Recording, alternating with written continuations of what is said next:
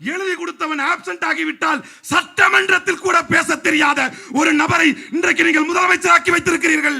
எழுதி கொடுக்கிறோம் ஆப்சென்ட் ஆயிட்டான்னா சட்டமன்றத்தில் கூட பேச தெரியாத ஒரு நபர் இன்றைக்கு முதலமைச்சர். இன்ஸ்டா அரசன் 24ஆம் புலிகேசி அவர்களையும் பேச வேண்டும். ஆனா அது நமக்கு கட்டசி கிடையாது, நம்மளது கிடையாது அது அந்த டயலாக். ஆனா நம்ம டிஎம்கே ஐடிவிங்க அதை யூஸ் பண்ண ஆரம்பிச்சிட்டாங்க. உள்ளபடியே அதனுடைய கிரெடிட்ஸ் எல்லாம் நம்ம டிடிவி தினகரன் கொடுத்துடணும். ரொம்ப அற்புதமா வடிவமைத்து கொடுத்தார் ஒரு பேரை. இன்ஸ்டா அரசன் 24ஆம் புலிகேசி புதுக்கோட்டையிலே திருமயத்திலே கொஞ்சம் பேர் வந்து சரண்டர் ஆயிருக்கிறான். திருமயத்துல அவன் போய் சரண்டர் ஆயிருக்கான். சரண்டர் ஆயிட்ட பிறகு போலீஸ் கேட்டிருக்கான், யாரா நீங்கன்னு.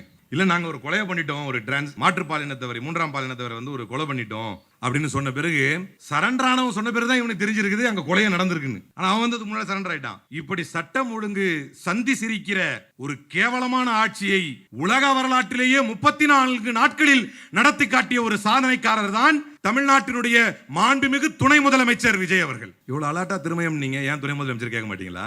அப்பா மாண்புமிகு முதலமைச்சர் ஓனர் யாரு? ஆட்சி உண்டு, மாப்பிள்ளை இவர் தான். இவர் போட்டிருக்கிற டிரெஸ் யாருது? ஆதவர்ஜுனா. ஆனால் இன்றைக்கு ஒருவர் ஆக்டிங் சீஃப் மினிஸ்டராக, இன்வெஸ்டிங் சீஃப் மினிஸ்டராக செயல்பட்டுக் கொண்டிருக்கிறார், முதலீட்டு அமைச்சராக செயல்பட்டுக் கொண்டிருக்கிறார். அவருடைய ஒட்டுமொத்த குடும்பமே தவறான முறையில் பணத்தை சேர்த்ததற்காக அமலாக்கத்துறையினுடைய வழக்குகளுக்குள் மாட்டிக்கொண்டு எங்களுடைய பாஸ்போர்ட் கொடுங்க நாங்க வெளிநாட்டுக்கு சுத்திட்டு போனோம் என்று அவருடைய சொந்த மனைவி, அவருடைய குடும்பத்தினர் அத்தனை பேரும் இன்னைக்கு கேரளால வழக்கிலே கோர்ட்ல நிக்கிறாங்க. சிக்கிமிலே அரசுக்கு 910 கோடி நஷ்டத்தை ஏற்படுத்திய வழக்கில் குற்றம் சாட்டப்பட்ட அதே மார்டின் ஆதவர்ஜுனா பதவி ஏற்கக்கூடிய அரசின் பதவியேற்பு விழாவிலே under what capacity he was invited. 910 கோடி சிக்கிம் அரசுக்கு நஷ்டத்தை ஏற்படுத்தியதற்காக ஈடி வழக்குகளே மாட்டி இருக்கக்கூடிய முன்னாள் முதலமைச்சர் ஜெயலலிதா அவர்களால் முழுமையாக தடை செய்யப்பட்டு சிறையில் அடைக்கப்பட்ட ஒரு மனிதர் ஆதவர்ஜுனாவுடைய மாமனார் என்கின்ற ஒற்றை கெபாசிட்டியை தவிர எப்படி அழைக்கப்பட்டார் விஜய் அவர்களுடைய துணை முதலமைச்சர் அவர்களுடைய அந்த பதவியேற்பு விழாவிலே எப்படி அழைக்கப்பட்டார்? நாளைக்கு என்ன நடக்கும்? நாளைக்கு நம்மளும் ஈடி மணி லாண்டரிங்ல மாட்டின நபராக நாம் இருந்தாலும், அந்த குடும்பத்துல பொண்ணெடுத்த நபராக நாம் இருந்தாலும், கொஞ்ச நாள் கழிச்சு நாமளும் அரசியல் நுழைஞ்சா ஆதவர்ஜுனா மாதிரி ஆயிரலாம் என்கின்ற ஒரு தவறான முன்னுதாரணத்தை இந்த தமிழ் மக்களுக்கு காட்டியவர்கள் நீங்கள் அல்லவா? சிங்கப்பெண் அப்படின்னு ஒரு திட்டம் கொடுத்திருக்கிறார். கிட்டத்தட்ட 354 கோடி. அந்த திட்டத்துல எல்லாம் நினைச்சுக்கிறாங்க ஏதோ ஒரு திட்டம் செஞ்சிருக்காரு அப்படின்னு. உண்மை என்னன்னா அது ஒரு எஸ்எஸ்எஃப். இப்ப புரியுற மாதிரி சொல்லணும்னா லோக்கல் போலீஸுக்கு வந்து பெண்கள் சம்பந்தப்பட்ட ஒரு குற்றத்தை ஒருத்தவங்க கம்ப்ளைண்ட் பண்றாங்கன்னா ஆக்சுவலி ஸ்பீக்கிங் இன் ரியல் டைம் சினாரியோ என்ன ஆகும்னா, இது நீங்க இப்ப சிங்கப்பெண் கொண்டு போங்க அப்படின்னு கொண்டு போனா சிங்கப்பெண் அந்த ஃபோர்ஸ் இருக்குல்ல எஸ்எஸ்எஃப்க்கு வந்து zero jurisdiction, zero investigative authority. அவங்க இன்வெஸ்டிகேட் பண்ண முடியாது, எஃப்ஐஆரும் போட முடியாது, நோ ஜூரிஸ்டிக்ஷன் ஸ்டாண்டிங். அவங்க எதுவுமே செய்ய முடியாது. அவங்க பார்த்து விசாரிச்சுட்டு திரும்ப ஸ்டேஷனுக்கு அனுப்புவாங்க. இது எதுக்கு? இது பருத்தி மூட குடோன்ல இருக்கலாமே. சொன்னதெல்லாம் ஆட்சிக்கு வந்த முதல் நாளே பெண்கள் பாதுகாப்பு உறுதி செய்வேன். இவர் சொந்த கட்சிக்காரர்கள். பெண்களே நீங்கள் கொஞ்சமாவது யோசிக்க வேண்டும். ஏனென்றால் நாம் விரும்பாவிட்டாலும் நடந்த உண்மை என்ன? அதிகப்படியான பெண்கள் விஜய்க்கு வாக்களித்தார்கள். இதான் உண்மை. இதற்கு தான் வாக்களித்தீர்களா? என்னை அழைத்து சென்று நான் அருந்துவதற்கு ரஸ்னா கொடுத்து அதிலே மயக்க மருந்தை கொடுத்து ஒரு ரூமிலே என்னை அடைத்து என்னை தொடர்ந்து கற்பழித்து அதை வீடியோவாக எடுத்து உனக்கு பணி வாங்கி தருகிறேன் என்று சொந்த கட்சிக்கார பெண்களையே நாசம் செய்த, ஸ்ரீவைகுண்டத்திலே நாசம் செய்த இந்த முதலமைச்சருக்காகத்தான் நீங்கள் வாக்களித்தீர்களா பெண்களே? ஒரு கட்சிக்காரன், அதே தமிழக வெற்றி கழக காரர் பெண்களை நாசம் செய்வதற்காகவும் அவர்களை கற்பழிப்பதற்காகவும் எங்களுக்கு மேல எங்க அண்ணன் இருக்கிறாரு, அவர் எல்லாத்தையும் பாத்துக்குவாரு, எங்களுக்கு மேல எங்க எம்எல்ஏ இருக்கிறாரு, அவரெல்லாம் நீங்க டச் பண்ண முடியாது, எங்க எம்எல்ஏ சரவணன் இருக்கிறாரு, அவரை தாண்டி நீங்க எங்களை தொட முடியாது என்று இந்த ஆட்சியை அதிகாரத்தை பயன்படுத்தி பெண்களின் பாதுகாப்பை கேள்விக்குறியாக்கி பெண்களை கற்பழித்து அவர்களை மிரட்டி 50 பெண்களுக்கு மேலான தரவுகளை தேக்கி வைத்துக் கொண்டு நாங்கள் எல்லாம் தமிழக வெற்றி கழகத்தினர் எங்களை யாரும் தொட முடியாது என்று சொல்வதற்குத்தான் பெண்களே நீங்கள் இத்தனை பேர் சேர்ந்து இவர்களை ஆட்சிக்கு கொண்டு வந்தீர்களா? இதே அண்ணா யூனிவர்சிட்டி பக்கத்திலே ஒரு சிறு சம்பவம் நடந்த போது ஏன் இந்த அநீதி திராவிட முன்னேற்ற கழகத்திற்கு மட்டும்? எங்கேயாவது ஒரு சின்ன சம்பவம் நடந்தா அதை கட்சியோடு சேர்க்கிறீர்கள், அதுக்கு சிபிஐ விசாரணை கேட்கிறீர்கள். மகனை சட்டமன்றத்தில் எங்கள் எதிர்க்கட்சி தலைவர் ருத்ர தாண்டவம் ஆடி உங்களை துண்ட காணும் துணிய காணும் ஓட வைக்கல. ஏன் உங்க பல்லவி விஷத்தை கக்குறாங்களே? ஆகாத ஒரு செய்தி, பொய். ஒரு எம்எல்ஏவாக இருப்பதற்கு அடிப்படை தகுதியற்றவர்கள். இப்ப கொஞ்சம் பிடிச்சிட்டாங்களே, யார் திமுக பிடிச்சிட்டாங்களா கரண்ட் கட் பண்றது? ஆக அறிவியலில் அடிப்படை அறிவு இருக்கிறவங்க கூட இந்த கதையை ஏற்றுக்கொள்ள மாட்டான். திமுக கரண்ட் பீஸை கட் பண்ணிட்டான், அதனால கரண்ட் போயிடுச்சு. புடுங்கிற போது ஆர்எஸ் பாரிசார் வேற ஒன்று சொன்னார்ல, அவன் புடிங்கிட்டு இருந்தா நீ என்ன புடிங்கிட்டு இருந்தார்? நான் சொல்ல அவர் வார்த்தை, சரியா? இவர்களுக்கு பாதுகாப்பை உறுதி செய்ய, சட்டம் ஒழுங்கை சீர் செய்ய, சீரான மின்வெட்டை மின் விநியோகத்தை உறுதி செய்ய, பெண்களுக்கான பாதுகாப்பை உறுதி செய்ய இதுக்கெல்லாம் நேரம் இல்ல. ஆனால் தொடர்ந்து மக்களை பழி வாங்குவதற்கும் இவர்களை எதிர்த்து கேள்வி கேட்பவர்கள் மீது வழக்கு போடுவதற்கும் முக்தார நைட்டு குடும்பத்தோட போறவரை வலிச்சுட்டு போய் அப்புறம் இறக்கி விட்டுட்டு அதுக்கப்புறம் see we are not okay with this language அதை விட்டுறலாம். ஆனா பிரச்சனை என்னன்னா உங்களை விமர்சனம் பண்றாருன்னா கைது பண்றீங்க. அதை விட நிறைய பேர் இருக்காங்க கைது பண்றது நியாயமா பார்த்தா. எங்கள் கட்சிக்குட்பட்ட ஒரு நிறுவனத்தை ஆய்வு செய்ய செல்வதாக இருந்தாலும் தாவேக்காவின் முன்னனுமதி பெற்றுத்தான் செல்ல வேண்டும் என்கின்ற அளவுக்கு ஒரு விளம்பர வெறி தலைக்கேறி இருக்கக்கூடிய ஒரு காலகட்டத்தில் அப்படி ஒரு ஆட்சி நடந்து கொண்டிருக்கக்கூடிய ஒரு சூழ்நிலையில் முத்தமிழறிஞர் கலைஞர் அவர்களுடைய இந்த புகழுரைக்கும் பொதுக்கூட்டத்தில் எந்த டிவியில் நின்று கொண்டு அவர் கலர் கலராக வீடியோக்கள் எடுத்தாரோ, கலர் கலராக ரீல்ஸுகளை கொடுத்தாரோ, அந்த கலர் டிவியை முதலாக சாமானிய மக்களிடம் கொண்டு போய் சேர்த்த முத்தமிழறிஞர் கலைஞர் அவர்களுடைய சாதனையை புகழுரைக்கும் பொதுக்கூட்டம் இந்த கூட்டம். நான் ஆட்சிக்கு வந்த மறுநாளே அப்படின்னு சொல்லிட்டு திரும்ப திருச்சிக்கு போயிட்டு என்னால் முடிஞ்ச அளவுக்கு செஞ்சிருக்கிறேன் என்று பேசக்கூடிய இயலாதவர்களுக்கு மத்தியிலே சொன்ன வாக்குறுதியை சொன்னதைப் போலவே செய்து 7000 கோடி விவசாயிகளுடைய கடனை தள்ளுபடி செய்த முத்தமிழறிஞர் கலைஞர் அவர்களுடைய புகழுரைக்கும் பொதுக்கூட்டத்திலே இன்றைக்கு பேசுவதற்கான ஒரு வாய்ப்பு. இப்ப என்ன பிரச்சனை அப்படின்னா, தலைவர் கலைஞர் அவர்களையும் பேச வேண்டும், அப்படியே இன்றைக்கு இருக்கக்கூடிய இன்ஸ்டா அரசன் 24ஆம் புலிகேசி அவர்களையும் பேச வேண்டும். ஆனால் அது நமக்கு கட்டசி கிடையாது, நம்மளது கிடையாது அது அந்த டைலாக். ஆனால் நம்ம டிஎம்கே ஐடிவிங்கு அதை யூஸ் பண்ண ஆரம்பிச்சிட்டாங்க. உள்ளபடியே அதனுடைய கிரெடிட்ஸ் எல்லாம் நம்ம டிடிவி தினகரன் கொடுத்துடணும்.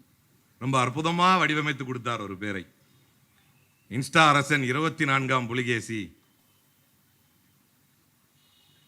மாண்புமிகு இன்னைக்கு எப்படி இருக்குன்னா, இன்னைக்கு இவர்களுடைய ஆட்சி, ஏன்னா ஒரு பக்கம் தலைவர் கலைஞரை பேச வேண்டும், இன்னொரு பக்கம் இப்போ இவரையும் பேசணும்னா கம்பேர் பண்ணும்போதே கஷ்டமா இருக்கு. அது வேற வழி இல்லாம இன்னைக்கு நம்முடைய தலைவர் அவர்கள் கூட பல இடங்களில் சொல்லும்போது அது என்னப்பா நடிகர் கட்சி என்று சொல்வதற்கான காரணம், ஒரு அடிப்படை தகுதியற்றவர்கள் எல்லாம் இன்றைக்கு ஆட்சி கட்டிலே அமர்ந்து கொண்டு புதுக்கோட்டையிலே திருமயத்திலே கொஞ்சம் பேர் வந்து சரண்டர் ஆகிருக்கிறான். எனக்கு இந்த சைதாபேட் கோட்டையில் சரண்டர் கொடுத்த பழக்கம்லாம் இருக்கு, நிறைய சரண்டரில் கொஞ்சம் அனுபவம் இருக்கு வச்சுக்கிங்களேன். திருமயத்தில் அவன் போய் சரண்டர் ஆயிருக்கான். சரண்டர் ஆகிட்ட பிறகு போலீஸ் கேட்டிருக்கான், யாரா நீங்கன்னு. இல்லை நாங்கள் ஒரு கொலையை பண்ணிட்டோம், ஒரு மாற்றுப்பாலினத்தவரை 3ஆம் பாலினத்தவரை வந்து ஒரு கொலை பண்ணிட்டோம் அப்படின்னு சொன்ன பிறகு, சரண்டர் ஆனவன் சொன்ன பிறகு தான் இவனுக்கு தெரிஞ்சிருக்குது அங்கே கொலையை நடந்திருக்குன்னு. ஆனால் அவன் வந்து முன்னாடி சரண்டர் ஆயிட்டான். இப்படி சட்டம் ஒழுங்கு சந்தி சிரிக்கிற ஒரு கேவலமான ஆட்சியை உலக வரலாற்றிலேயே 34 நாட்களில் நடத்தி காட்டிய ஒரு சாதனைக்காரர் தான் தமிழ்நாட்டினுடைய மாண்புமிகு துணை முதலமைச்சர் விஜய் அவர்கள். இவ்வளவு அலாட்டா திருமயம் நீங்க ஏன் துணை முதலமைச்சர் கேட்க மாட்டீங்களா? அப்பா, மாண்புமிகு முதலமைச்சர் ஓனர் யாரு? ஆட்சி உண்டு, மாப்பிள்ளை இவர் தான். இவர் போட்டிருக்கிற ட்ரெஸ் யாருது? ஆதவர்ஜுனாது. என்ன மாண்புமிகு துணை முதலமைச்சர் இன்ஸ்டா அரசன் 24ஆம் புலிகேசி விஜய் அவர்களே, இன்றைய தினம் இப்ப சமீபத்தில் கமிஷனர் ஆபீஸுக்கு வந்து ஒருத்தர் பேசினார், பார்த்துருப்பீங்கன்னு நினைக்கிறேன். டிஎம்கே ஐடிவிங்க முதற்கொண்டு எல்லாரும் போட்டாங்க, தப்பா போட்டாங்க, ரொம்ப டென்ஷனாக பேசினார். அவர் பேரு ஜான் பிரிட்டோ. ரொம்ப டென்ஷனாக வந்து பேசினார். தப்பா பேசுறாங்க, பொய் சொல்றாங்க. நான் இவ்வளவு பேருக்கு நோட்டீஸ் கொடுத்துருக்கிறோம், இவ்வளவு பேருக்கு வந்து புகார் கொடுக்க வந்திருக்கோம் கமிஷனர் ஆபீஸ்ல, என்னங்க அப்படி தப்பா சொல்லிட்டாங்க? இல்ல, போதைப்பொருள் கடத்தலில் சம்பந்தம் உள்ள ஜான் பிரிட்டோ நான் தான். ஆதவர்ஜுனா அவர்களுடைய மனைவியின் மாமா அல்லது அவருடைய மாமியாருடைய, எல்லாம் ஒண்ணு தானே, மனைவியின் மாமான்றதும் மாமியாருடைய அண்ணங்கிறது ஒண்ணு தானே. கொஞ்ச நேரத்தில் ஜெர்க்காயிட்டேன். நான் தான், என் பேர்ல. அப்ப அவர் சொல்றார், ஒரு பெரிய ட்ரக் டிராபிகிங் பண்ணிட்டு அந்த இடி கேஸ்ல வந்து ஒருத்தர் அப்ஸ்காண்டிங் ஆகி வெளிநாட்டில் இருக்கிறாரு. இடியுடைய பிரஸ் ரிலீஸ் சொல்லுது ஜான் பிரிட்டோன்னு ஒரு பேரை சொல்லுது.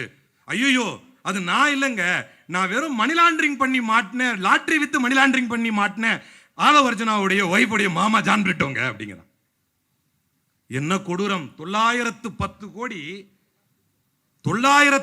கோடி சிக்கிம் என்ற மாநிலத்திற்கு மட்டும் ஏற்படுத்திய நஷ்டத்திற்காக ஆதவ் அர்ஜுனாவினுடைய மனைவி அவர்களுடைய தந்தை மாமனார் ஆதவர், நான் இது எதுக்கு நான் சொல்றேன், எவனோ ஒருவன் வந்தான், அவ்வளவு பின்புலத்தை ஆராய முடியல, ஜாஃபர் சாதிக்னு ஒருத்தன் வந்தான், ஒரு பொதுப்பு வாங்கிட்டு போயிட்டாப்ல.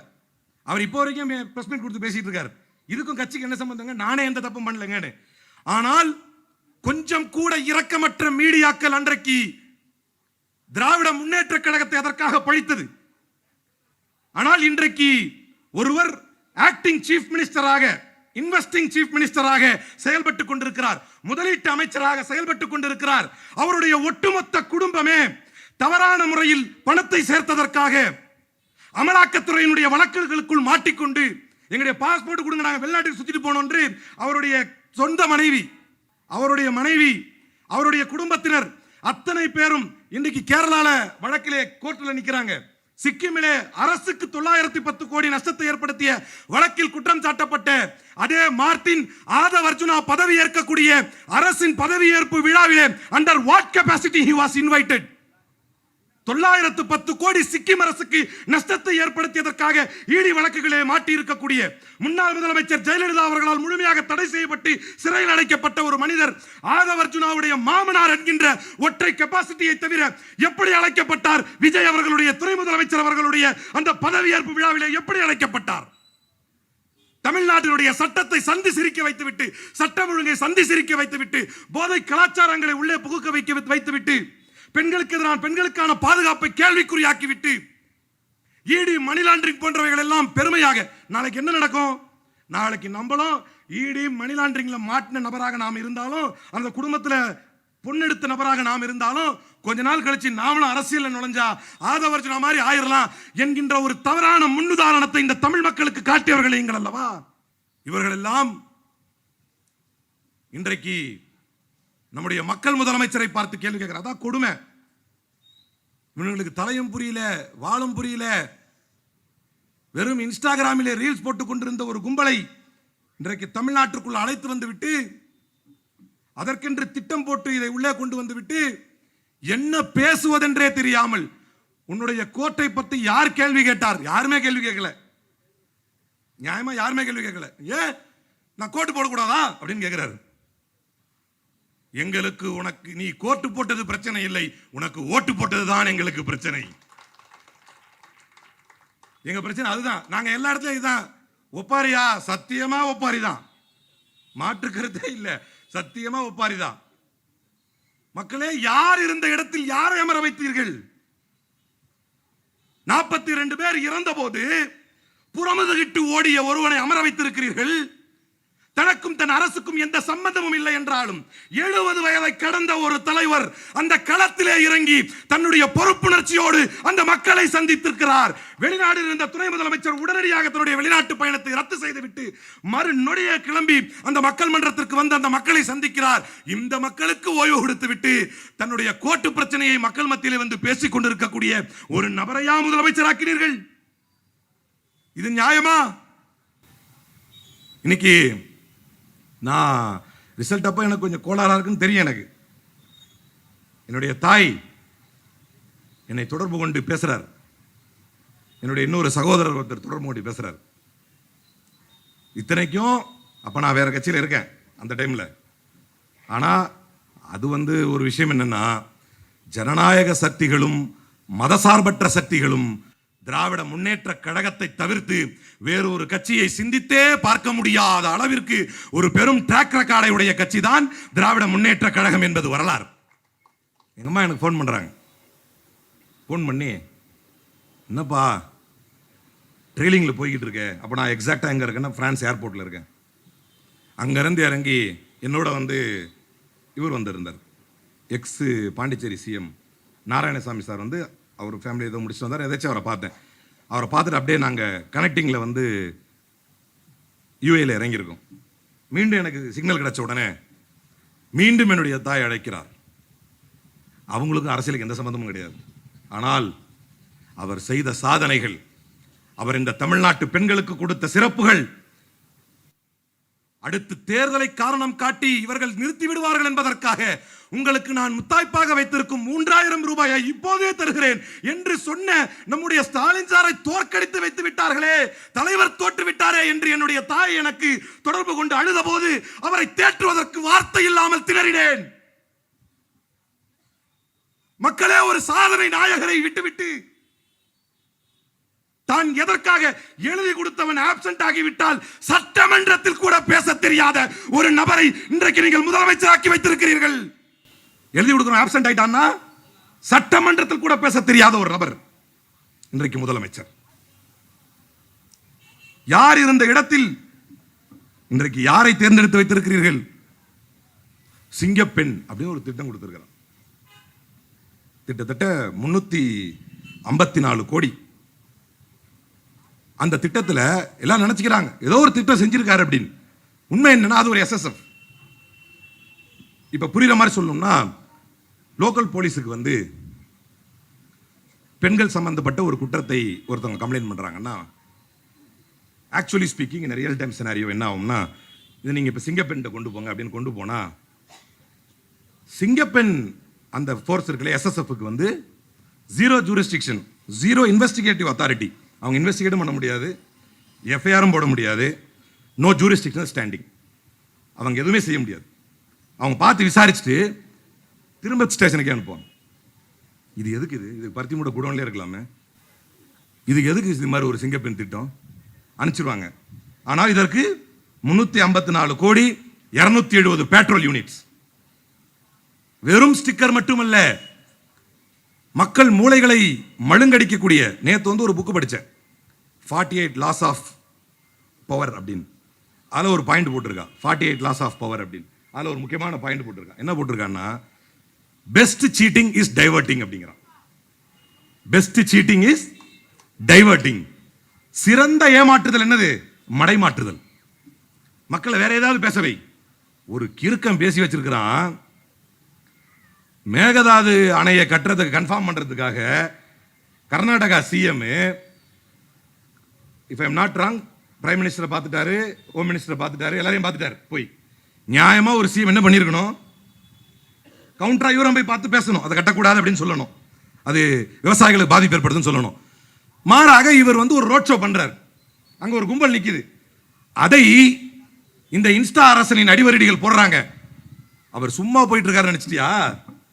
போடுறான். அவர் சும்மா போயிட்டு இருக்காரு நினைச்சிட்டியா?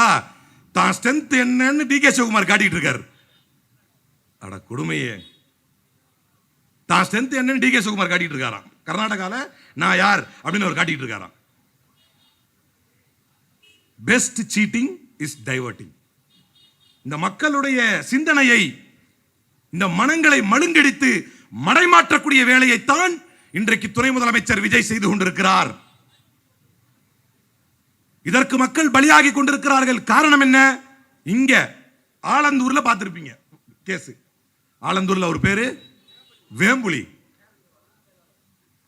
ஆலந்தூர்ல பேரு வேம்புலி, சேலத்துல பேரு மணிகண்டன், ஸ்ரீவைகுண்டத்துல பாலசுப்ரமணியன், ஜெயபால். எப்படி வெறும் இதெல்லாம் வந்து இவர்கள் கட்சி அல்லாது தினந்தோறும் பெண்களின் பாதுகாப்பு கேள்விக்குறியாயிருச்சு. ஆட்சிக்கு வந்த முதல் நாளே அப்புறம் போய் கேள்வி கேட்டா என்னால முடிஞ்ச அளவுக்கு சொன்னதெல்லாம் ஆட்சிக்கு வந்த முதல் நாளே பெண்கள் பாதுகாப்பு உறுதி செய்வேன். இவர் சொந்த கட்சிக்காரர்கள். பெண்களே, நீங்கள் கொஞ்சமாவது யோசிக்க வேண்டும். ஏனென்றால் நாம் விரும்பாவிட்டாலும் நடந்த உண்மை என்ன? அதிகப்படியான பெண்கள் விஜய்க்கு வாக்களித்தார்கள். இதான் உண்மை. இதற்குத்தான் வாக்களித்தீர்களா?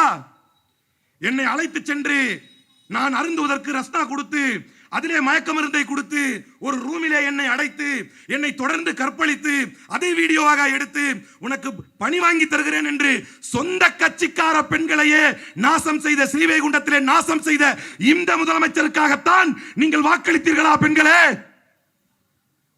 ஒரு ஜிம்ல வேலை செய்யற பொண்ண வீட்டுக்குள்ள உள்ள பூந்து அவளை கட்டாயப்படுத்தி இந்த வேம்புலி இங்க ஆலந்தூர்ல ஒரு கட்சிக்காரன், அதே தமிழக வெற்றி கழக கட்சிக்காரன் பெண்களை நாசம் செய்வதற்காகவும் அவர்களை கற்பழிப்பதற்காகவும் எங்களுக்கு மேல எங்க அண்ணன் இருக்கிறாரு, அவர் எல்லாத்தையும் பார்த்துக்குவாரு. எங்களுக்கு மேல எங்க எம்எல்ஏ இருக்கிறாரு, அவரெல்லாம் நீங்க டச் பண்ண முடியாது.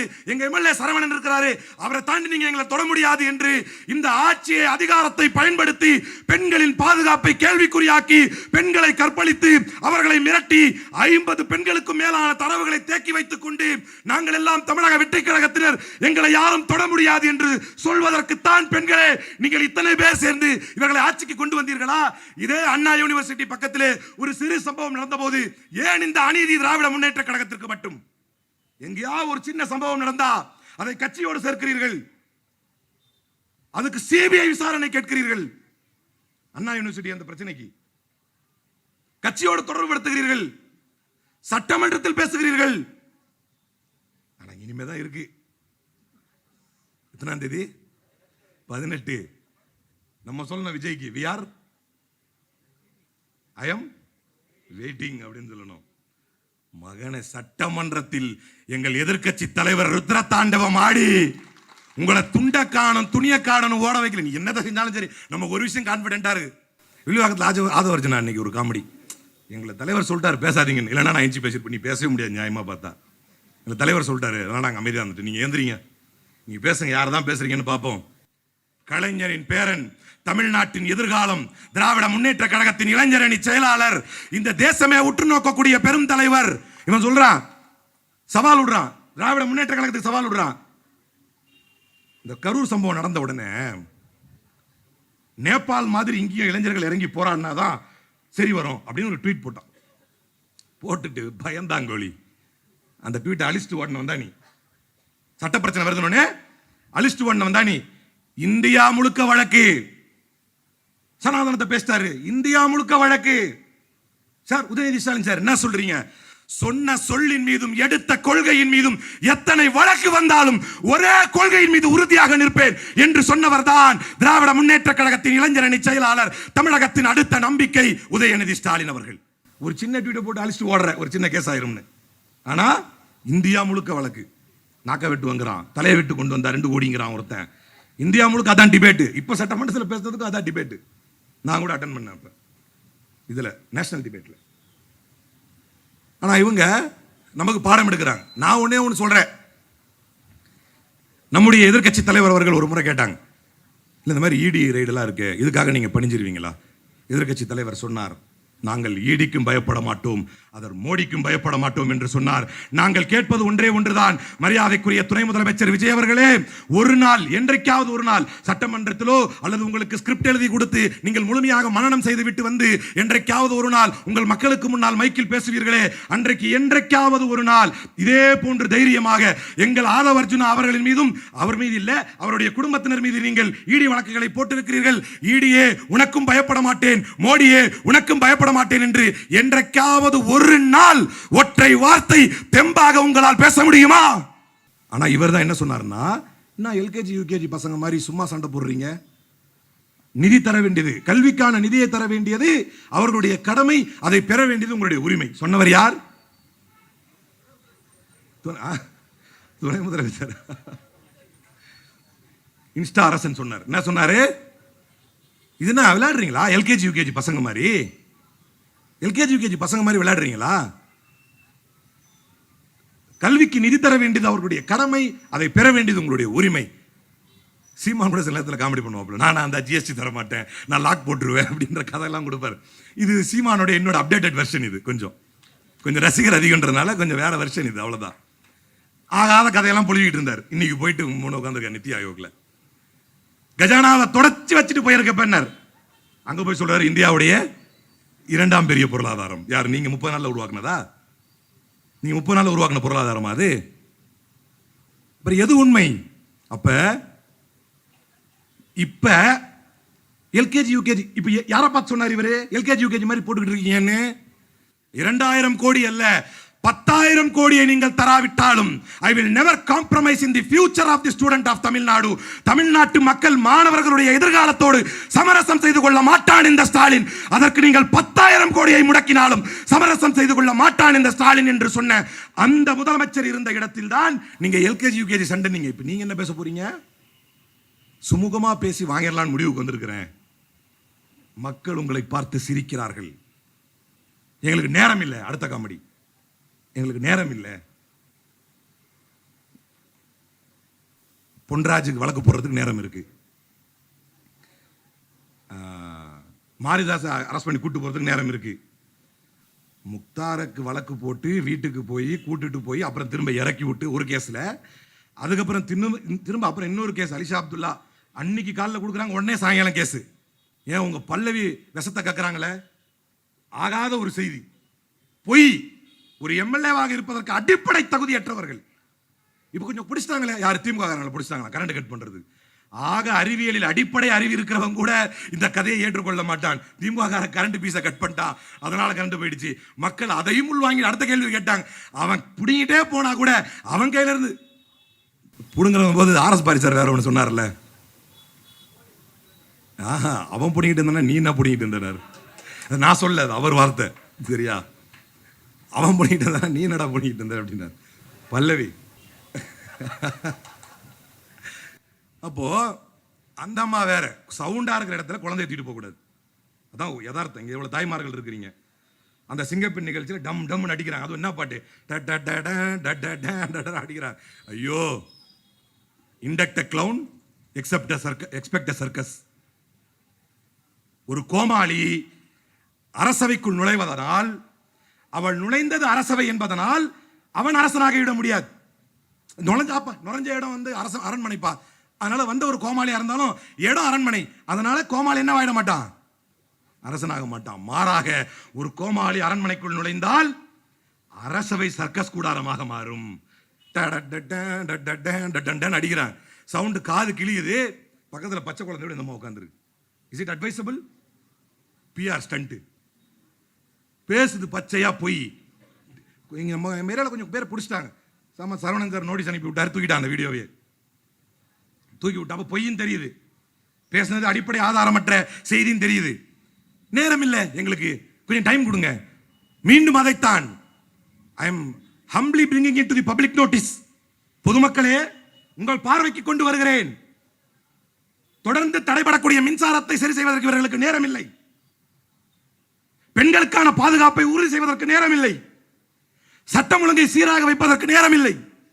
மேகதாது அணைக்கு எதிராக ஒன்றிய அரசிடம் போய் மனு கொடுப்பதற்கு நேரம் இல்லை. கூட்டணியில் இருக்கிற காங்கிரஸ் கட்சியை எடுத்து பேச வைக்கிறதுக்கு நேரம் இல்லை. 2 அமைச்சர் இடம் கொடுத்துட்டு இருக்கிறான். கஷ்டப்பட்டு நம்மளை ஏமாத்தி ஒரு ராஜ்யசபா சீட்டு வாங்கிட்டு அங்க போய் ஒரு ராஜ்யசபா சீட்டு தொலைச்சிட்டாங்க. பாத்தீங்களா இல்ல நியூஸ்? நம்ம கிட்ட ஒரு ராஜ்யசபா சீட் நம்மளை ஏமாத்தி வாங்கிட்டு அங்க போய் ஒரு ராஜ்யசபா. பத்தியா எவ்வளவு பெரிய கர்மா பத்தியா? சோ மக்களே, இவர்களுக்கு பாதுகாப்பை உறுதி செய்ய, சட்டம் ஒழுங்கை சீர் செய்ய, சீரான மின்வெட்டை மின் விநியோகத்தை உறுதி செய்ய, பெண்களுக்கான பாதுகாப்பை உறுதி செய்ய இதுக்கெல்லாம் நேரம் இல்லை. ஆனால் தொடர்ந்து மக்களை பழி வாங்குவதற்கும், இவர்களை எதிர்த்து கேள்வி கேட்பவர்கள் மீது வழக்கு போடுவதற்கும், முக்தார நைட்டு குடும்பத்தோட போறவரை வலிச்சுட்டு போய் அப்புறம் இறக்கி விட்டுட்டு அதுக்கப்புறம் see we are not okay with this language, அதை விட்டுறலாம். ஆனா பிரச்சனை என்னன்னா உங்களை விமர்சனம் பண்றாருன்னா கைது பண்றீங்க. அதை விட நிறைய பேர் இருக்காங்க கைது பண்றது நியாயமா பார்த்தா. அப்ப அது கைது செய்தது மட்டுமல்லாமல், இங்கிருந்து கமிஷனர் ஸ்பெஷல் டீம் போது வேலூர்ல போய் தங்கி இருக்குது. அவர் கர்நாடகா போறாரு ஏபி வரணும்னு சொல்லி, ஏபி கிடைக்கிற வரைக்கும். மைசூருக்கு துரத்திட்டு போறீங்க, குடும்பத்தோட அரெஸ்ட் பண்ண சொல்லி மைசூர் போலீஸுக்கு சொல்றீங்க. குடும்பத்தோட அரெஸ்ட் பண்ணணும் அப்படின்னு மைசூர் போலீஸ் சொல்றீங்க கர்நாடகா போலீஸுக்கு. கர்நாடகா போலீஸ் அப்படி கிடையாது, நீங்க கொடுத்துருக்கிறது இவர் மட்டும் தானே அப்படின்னு சொல்லுது. அவர் தூக்கிட்டு வர்றீங்க. அவர் இப்ப நேத்து மனு பார்க்கும்போது, வழக்கறிஞர் மனுவில் பார்க்கும்போது சொல்றாரு, என்னை பெண் காவலர்கள் அறைந்தார்கள் என்று சொல்கிறார். என்னை பெண் காவலர்கள் என்னை அறைந்தார்கள். நான் முதலமைச்சரை, நம்முடைய மக்கள் முதலமைச்சரை சந்திக்க சென்ற போது உள்ளத்தில் என்ன உள்ளம், அது நல்ல உள்ளம், அது பாட்டு ஒன்று, உள்ளத்தில் சிறந்த உள்ளம் தானே, நல்ல உள்ளம், உறங்காது என்பது ஏதோ பாட்டு போட்டிருப்பார் போல இருக்கு. இப்ப உறங்கிருச்சா என்று கேட்டு என்னை அறைந்தார்கள் என்று சொல்கிறார் மனுவில். இதுக்கெல்லாம் நேரம் இருக்கா? ஆனால் ரொம்ப ஆணவத்தில் ஆடுகிறீர்கள். தன்னை எதிர்ப்பவர்களை, தன்னை விமர்சிப்பவர்களை அது அவர்களுடைய ஜனநாயக உரிமை என்று நம்முடைய மக்கள் முதல்வர் எந்த அளவுக்கு விட்டார் என்றால், திராவிட முன்னேற்ற கழகத்தின் கட்சியினரே இதுக்கு மேல நாகரிக அரசியலா தலைவரே, இவர்கள் எல்லாம் என்னன்னு கேளுங்க என்று கொந்தளிக்கக்கூடிய அளவிற்கு விட்ட பிறகுதான் அவர்கள் மீது நடவடிக்கை எடுத்தார். அந்த அளவிற்கு அவர்களுடைய ஜனநாயக உரிமைகளை காத்த ஒரு முன்னாள் முதலமைச்சர் இருந்த இடத்தில் தான் இன்றைக்கு நீங்கள் பத்திரிகையாளர்களை, உங்களை எதிர்ப்பவர்களை, உங்களை எதிர்த்து கேள்வி கேட்பவர்களை வேட்டையாட தயாராகி விட்டீர்கள். அதே போல சிங்கப்பெண் என்ற ஒரு திட்டத்தை கொண்டு வந்து சட்டப்படி எந்த பவரும் இல்லாத ஒரு எஸ்எஸ்எஃப் உருவாக்கி, அதுல உருவாக்குனதுக்கு பதிலா நீங்க என்ன பண்ணிருக்கலாம் அப்படின்னா, இங்க ஒவ்வொரு டிஸ்ட்ரிக்ட் யூனிட்லயும் எவிடன்ஸை கலெக்ட் பண்ற குவாலிட்டிக்கு அதை செலவு பண்ணிருக்கலாம். 354 கோடி ஏற்கனவே இருக்கிற எஸ்எஸ்எஃப் இருக்கு, CWNDS இருக்குது, crime against women and children, CWSC already இருக்கு.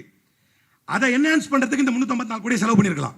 மாறாக இன்னைக்கு ஒருத்தர் ஒரு பத்திரிகையில பேட்டி கொடுத்துருக்காரு பாத்தீங்களா, இந்த சிங்கப்பெண் வரக்கூடிய போலீஸ் எல்லாம் வெறி கொண்டு சுத்துறாங்க, ரீல்ஸ் வெறியில தப்பி தவறி நான் மாட்டிருப்பேங்கிறார். நான் தப்பே பண்ணல. ஆட்டோக்காரர் ஒருத்தர் பாத்தீங்களா, ஒரு ஆட்டோக்காரர் ஒருத்தர், நான் தப்பே பண்ணல, இங்க வா நீ தப்பு பண்ணிட்ட, நீ தப்பு என்ன பிடிச்சி வலிச்சாங்க, நல்ல வேலை நான் ஆதாரமா காட்டி தப்பிச்சிட்டேன்.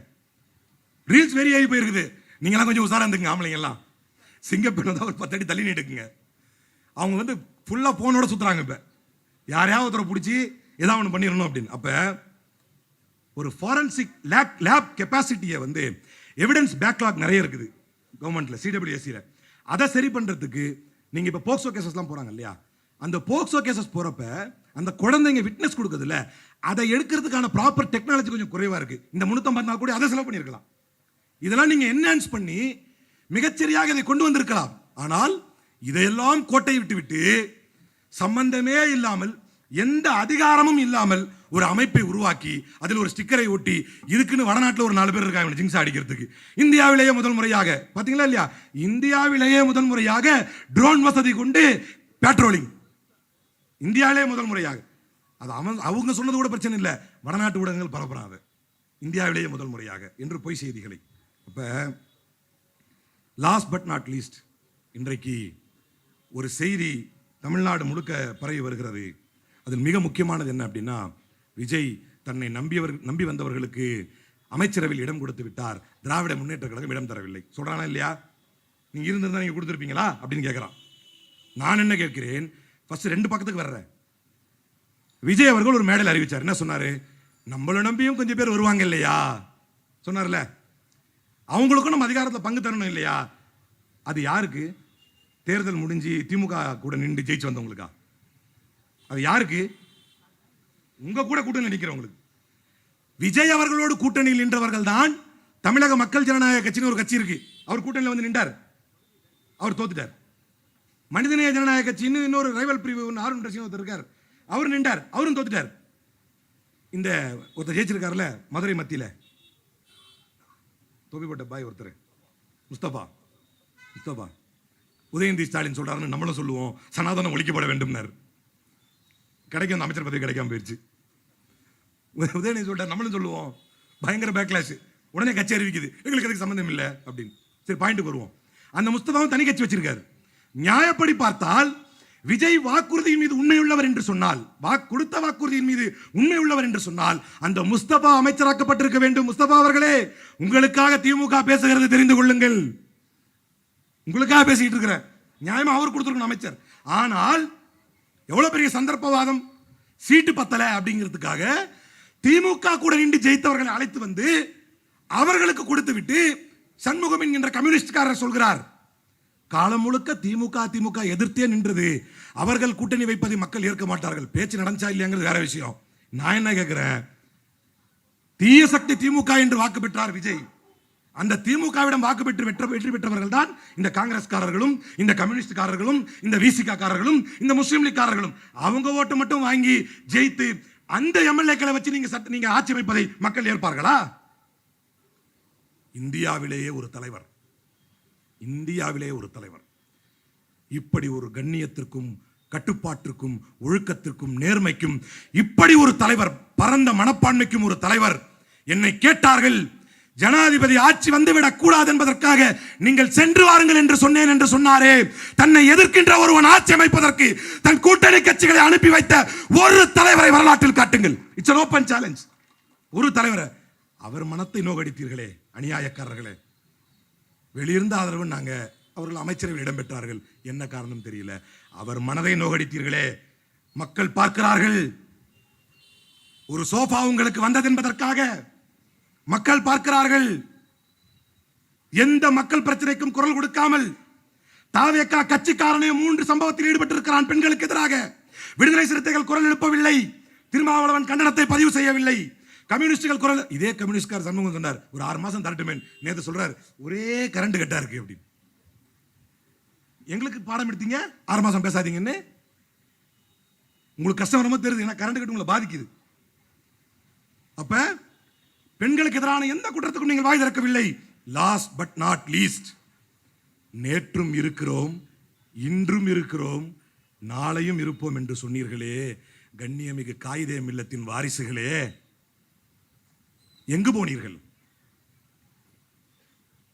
முஸ்லிம்களை தன்னுடைய நெஞ்சில் தாங்கி வக்ஃப் அமெண்ட்மென்ட் ஆக்ட் என்கின்ற ஒரு கொடுஞ்சட்டம் வந்தபோது இந்தியாவில் எந்த முதலமைச்சரும் செய்ய துணியாத ஒரு காரியம், சட்டமன்றத்தை போராட்ட களமாக்கி வக்ஃப் திருத்த சட்டத்தை ஏற்றுக்கொள்ள முடியாது என்று போராட்ட களமாக்கி போராட்ட கோஷங்களை சட்டமன்றத்திற்குள் செய்த ஒரு முதலமைச்சர். கண்ணியமிகு காயிதே மில்லத்தின் வாரிசுகளே, இப்படி மறந்து விட்டீர்களே. சிஏஏ, என்பிஆர், என்ஆர்சி என்று இந்தியாவை கொந்தளித்துக் கொண்டிருந்த போது வண்ணாரப்பேட்டையில் முஸ்லிம் பெண்கள் ஷாஹின்பாக் போராட்டத்தை நடத்தி கொண்டிருந்த போது எதிர்க்கட்சி தலைவராக இருந்தவர் களத்திற்கு சென்றார். முஸ்லிம் சகோதரிகளே, என் தாய்மார்களே, நீங்கள் கவலைப்படாதீர்கள், அடுத்து அமைவது கழக ஆட்சிதான். நான் முதலமைச்சரானவுடன் உங்களுக்கு இந்த சிஏஏ, என்பிஆர், என்ஆர்சியை எதிர்த்து தீர்மானம் நிறைவேற்றுவேன் என்று சொன்னார். ஒரு உண்மையான ஆண்மகன் சொன்ன வாக்குறுதியை நிறைவேற்றி காட்டி முஸ்லிம் சமூகத்து பெருநம்பிக்கையை பெற்ற ஒரு தலைவராக முத்துவேல் கருணாநிதி ஸ்டாலின் என்கின்ற அந்த மக்கள் முதல்வரை மறந்துவிட்டு சென்றீர்களே. இந்த சமூகம் உங்களை மன்னிக்குமா? நேற்றும் இருக்கிறோம், இன்றும் இருக்கிறோம், நாளையும் இருப்போம் என்று சொன்னீர்களே, ஏன் சென்றீர்கள்? எதற்காக சென்றீர்கள்? Is he a proven leader when it comes about safeguarding democracy and secularism? ஒரு தலைவர் சொன்ன வாக்குறுதியின் மீது நிற்கின்ற ஒரு தலைவர். திருப்பரங்குன்றம் மலை பிரச்சனை, நீதிபதி தீர்ப்பில் சொல்கிறார், அந்த தரப்புக்கும் பிரச்சனை இல்லை, இந்த தரப்புக்கும் பிரச்சனை, அவரே தீர்ப்பில் சொல்றார். தர்கா கமிட்டி இஸ் ஆல்சோ பிரச்சனை இல்லைங்கிறார், கோயில் நிர்வாகமும் பிரச்சனை இல்லைங்கிறார். அவரே சொல்கிறார், we have already lost most of portion due to invasion. பிரச்சனையை தூண்டுறார். ஏற்கனவே நிறைய பேர் அபகரிச்சிட்டாங்க, அதனால இந்த இடத்துக்கு போய் தான் விளக்கேற்றணுங்கிறார். நம்முடைய மக்கள் முதல்வரை மக்கள் சொன்னார்கள், அவர் நிதானமானவர், பொறுமையானவர், சாஃப்டானவர், ஹார்ஷா டிசிஷன் எடுக்க மாட்டாங்க. இந்தியாவே திரும்பி பார்த்தது. ஒரு நீதிமன்ற உத்தரவை நிறைவேற்றுவதற்கு சிஐஎஸ்எஃப் படைசூழ ஒருவன் திரண்டு வருகிறான். முதலமைச்சரின் வார்த்தைகளை கலெக்டரும் கமிஷனரும் பேசுகிறார்கள். we are not afraid of the consequences. இந்த முத்துவேல் கருணாநிதி ஸ்டாலின் என்கின்ற இந்த தலைமகன் இருக்கும் வரை இந்த மண்ணில் மத கலவரத்தை தூண்ட துடிக்கும் எவனாக இருந்தாலும் அவனுக்கு எதிராக நான் களமாடுவேன். அதற்கு எதிராக வரக்கூடிய எந்த பின்விளைவையும் சந்திக்க தயார் என்று இந்தியாவில் முதுகெலும்புள்ள ஒரு தலைவர் சொன்னாரே. யாருக்காக சொன்னார்? யாருக்காக சொன்னார்?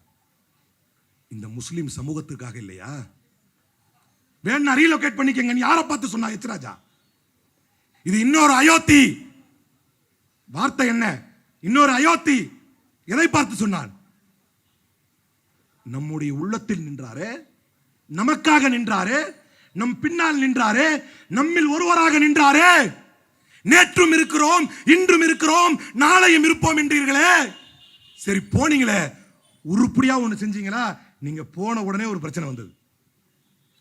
Exactly in the eve of Bakrid, cow and calf, slaughtering cow and calves. மாடுகளையும் கன்றுகளையும் பக்ரீதிலும் வெட்டக்கூடாது, வேற எந்த நாளிலும் வெட்டக்கூடாது, டெசிக்னேட்டட் ஸ்பாட்ல தான் வெட்டணும். அதுக்கு ஏத்த நீங்க இதை செஞ்சீங்களா இல்லையா அப்படிங்கிற கம்ப்ளைண்ட்ஸ் கால் நான் கொடுப்பேன் அடுத்த நாள், நீங்க என்ன வந்து காட்டணும் அப்படிங்கிறார். தமிழ்நாடே பதட்டத்தில் இருக்குது.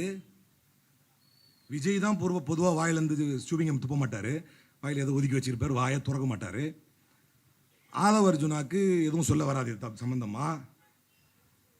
நேற்றும் இருக்கிறோம், இன்றும் இருக்கிறோம், நாளையும் இருப்போம் என்று சொல்லிவிட்டு அதை உதறி தள்ளிவிட்டு உங்களுக்கு தோளோடு தோள் நின்று தோழனாக உறுதுணையாக ஒரு மிகப்பெரிய நண்பராக நின்ற ஒரு தலைவரை விட்டுவிட்டு சென்றீர்களே. என்ன அமைச்சரவை வாங்கினீர்கள்? சிறுபான்மை நலத்துறை வாங்கினீர்கள். We were expecting least response from you. என்ன எதிர்பார்த்தோம்? ஒரு தீர்ப்பு இப்ப வந்திருக்குது.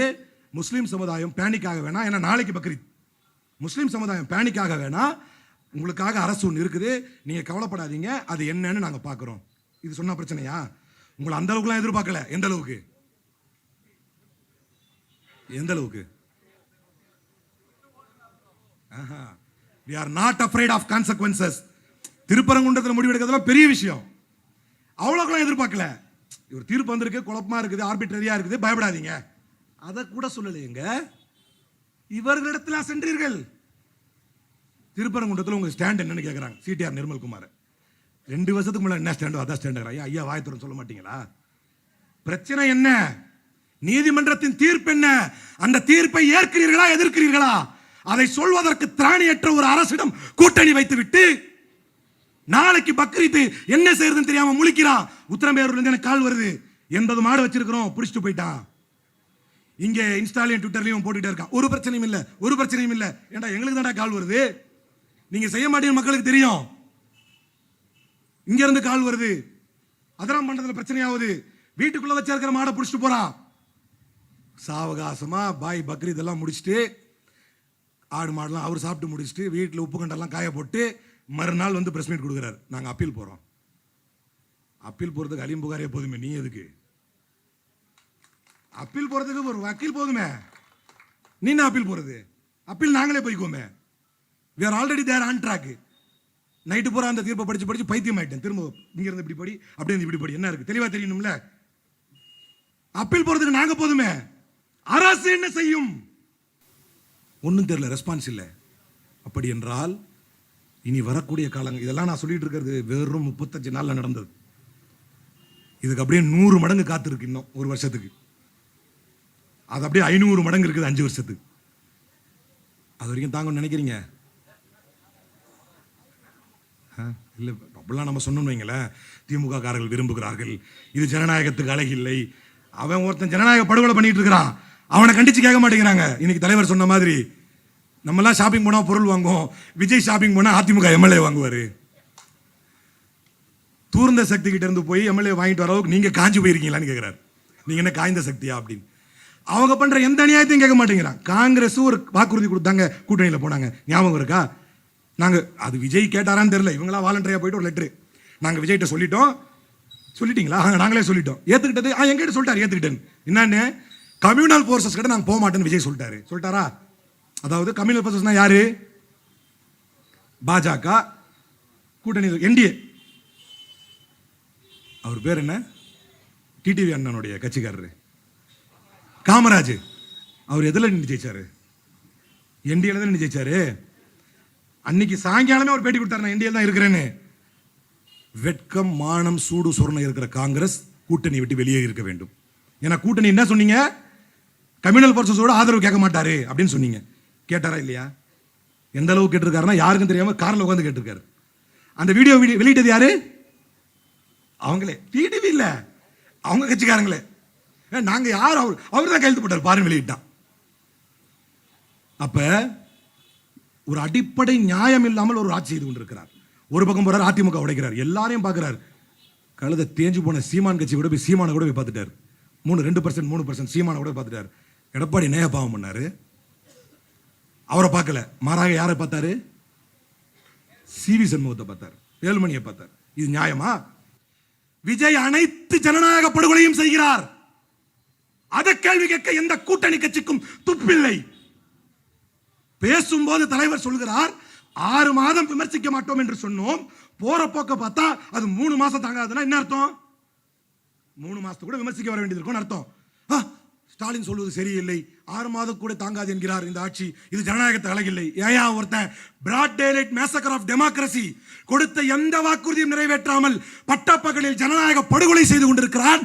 அதை தட்டி கேட்பதற்கு கம்யூனிஸ்டுகளுக்கும் வீரபாண்டி சொன்னார் பாருங்க, அழகான விஷயம். முடிச்சிடறேன் அதானே, எங்க விட்டேன், அதை சொல்லி முடிச்சிடுறேன். வீரபாண்டி சொன்னார், கனி இருப்ப காய் கவர்ந்துட்டு, இதுக்கு மேல கேட்காதீங்க. யாரு கனி யார் காய், யாரு? அப்ப என்ன பிரச்சனை? நம்ம எதுக்கு அதை சொல்லிக்கிட்டு? கேட்டா கம்யூனிஸ்டுகள் நாங்கள் உண்டியல் தூக்கும், நமக்கு அதெல்லாம் தெரியாது. யார் கனி யார் காய்?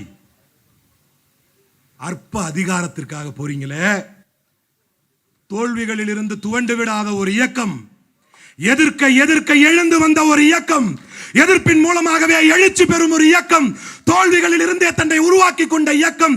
இந்தியாவிலேயே யாரும் இதை கண்டு எழுந்திராத, எதிர்த்திராத, எமர்ஜென்சியை கண்டே அஞ்சாத ஒரு இயக்கம் திராவிட முன்னேற்ற கழகம்.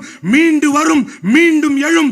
மிக விரைவில் வரக்கூடிய உள்ளாட்சி தேர்தல்களிலே, இடைத்தேர்தல்களிலே, தேவைப்பட்டால் ஜனநாயகத்தில் அவசியம் ஏற்பட்டால் மீண்டும் வரக்கூடிய தேர்தல்களிலே மீண்டும் திராவிட முன்னேற்ற கழகம் வெற்றி வாகை சூடும். திராவிடியன் 2.0 அமையும். முத்துவேல் கருணாநிதி ஸ்டாலின் எனும் நான் என்கின்ற வாசகம் அனைத்து செய்தித்தாள்களையும் நிரப்பும். நன்றி, வணக்கம்.